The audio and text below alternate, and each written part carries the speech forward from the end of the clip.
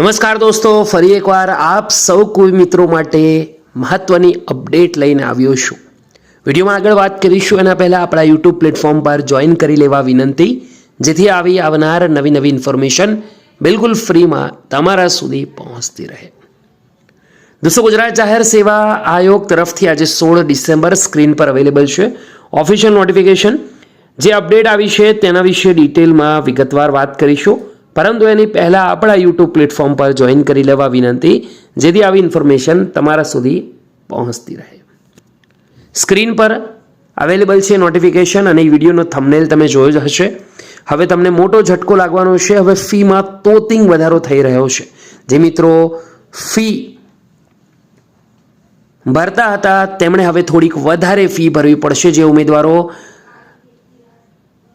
ભરતીમાં ફોર્મ ભરતા હતા, પરીક્ષા આપવા ન આવતા હતા, જેને કારણે સરકારે સંપત્તિનો મોટો વ્યય થતો હતો, તેને લઈને આ મહત્વપૂર્ણ નિર્ણય લેવામાં આવ્યો છે। જ્યાં દોસ્તો ગુજરાત જાહેર સેવાની આ નોટિફિકેશન પ્રમાણે જાહેર સેવા આયોગ દ્વારા લેવાતી વિવિધ પ્રાથમિક પરીક્ષાઓમાં અરજી કરનાર ઉમેદવારોની સંખ્યાની સામે પરીક્ષામાં ખરેખર ઉપસ્થિત રહેતા ઉમેદવારોની સંખ્યા ક્યારેક ખૂબ જ ઓછી હોય છે। ઉમેદવારી નોંધાવનાર તમામ ઉમેદવારો માટે પ્રશ્નપત્રો છપાવવા, તમામ ઉમેદવારોની સંખ્યાના આધારે સેન્ટરો લેવા, દરેક સેન્ટર પર જરૂરી સ્ટાફની નિમણૂક કરવી વગેરે થતો ખર્ચ તથા માટે માનવબળનો વ્યય ધ્યાને લેતા આયોગમાં થયેલ વિચારણાને અંતે હવે પછી જાહેર થનાર પ્રાથમિક પરીક્ષાઓ માટે અરજી કરનાર ઉમેદવારોની સંખ્યાને આધીન આયોગ દ્વારા જરૂર જણાય નીચે મુજબની ફી સંમતિ પત્ર માટે ડિપોઝિટ તરીકે લેવાનું નિયત કરેલ છે। ઉમેદવારોએ ખાસ ધ્યાનમાં લેવાનું છે।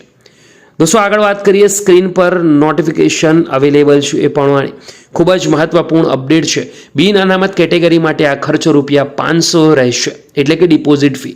જ્યારે અન્ય કેટેગરી, જેમાં આવી ગયું અનામત વર્ગ, એટલે કે તમામ કેટેગરીની મહિલા, શારીરિક શૈક્ષણિક પછાત વર્ગ, અનુસૂચિત જાતિ જનજાતિ, આર્થિક રીતે નબળા વર્ગ, દિવ્યાંગ ઉમેદવાર અને માજી સૈનિક, તમામે ₹400 ફી ભરવાની છે। હવે વાત કરીએ કે આગળ શું થશે। એકવાર ફી કપાશે તો તમને એનાથી શું ફાયદો થશે? દોસ્તો, એના તરફ પણ આપણે એકવાર નજર કરીએ તો જે ઉમેદવારો સંમતિપત્ર સાથે નિયત ફી ભર્યા બાદ પરીક્ષામાં હાજર રહેશે તેઓને આ ફી રિફંડ કરવામાં આવશે। આ ફી માત્ર ડિપોઝિટ તરીકે લેવાની રહેશે।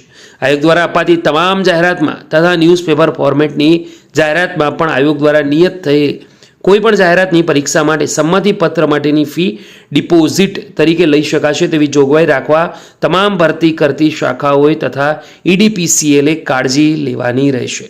તો મહત્વપૂર્ણ અપડેટ, ગુજરાત જાહેર સેવા આયોગ સચિવ વીણા પટેલની સહી પણ સ્ક્રીન પર અવેલેબલ છે। તમને દોસ્તો આ માહિતી ગમી હોય, વિડીયોને એકવાર લાઇક કરી બીજા સુધી માહિતી જરૂરથી શેર કરજો, જેથી કરી તે પણ સજાગ રહે। આજની આ વિડીયોમાં આટલું રાખીએ છીએ। ફરી મળીશું, ત્યાં સુધી ગુડ બાય, ટેક કેર, જય હિન્દ।